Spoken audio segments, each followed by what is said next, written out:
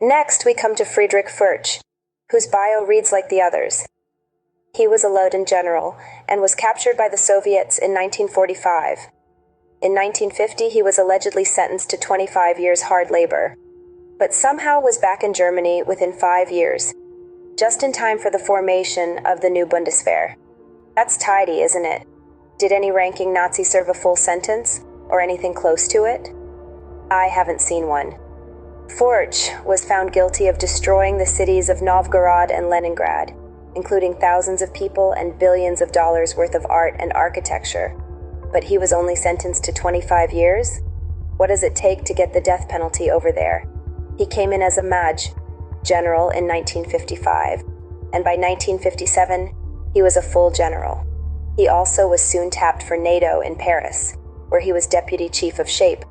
In 1961, he became head of the German military.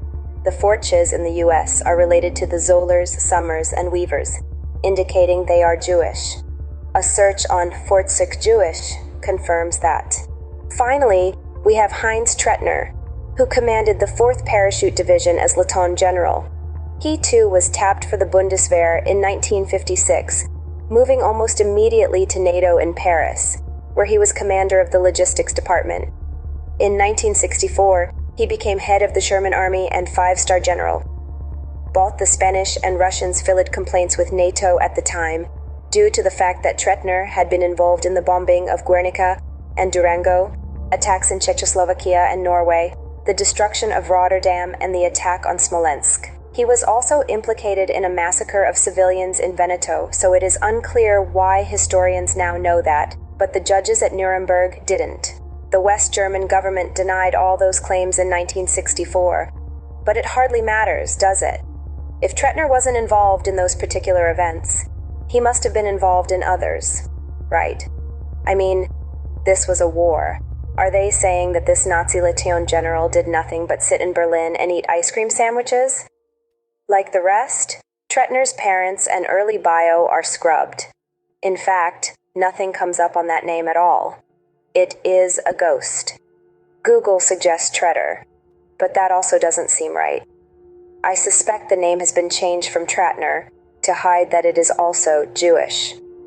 Given what we have already discovered about these and other Nazi generals, the best guess is that it was actually von Trettner, or some variation thereof. Scanning the British, German, Russian peerage, we find a couple of possibilities, including the Tretjakovs and the Trautmannsdorf Weinbergs. The latter are Earls of Vienna, related to the Princes of Auersperg and the von Meerens.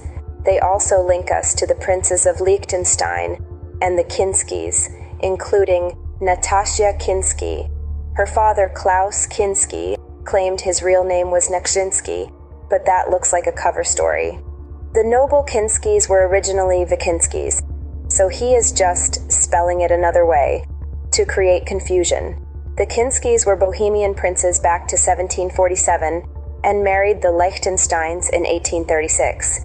This fits our story above, since we already saw the kings of Bohemia related to Spidel. The Weinbergs are obviously Jewish, sort of giving away the farm here, kind of like the Rosenbergs do with the Orsini Rosenbergs.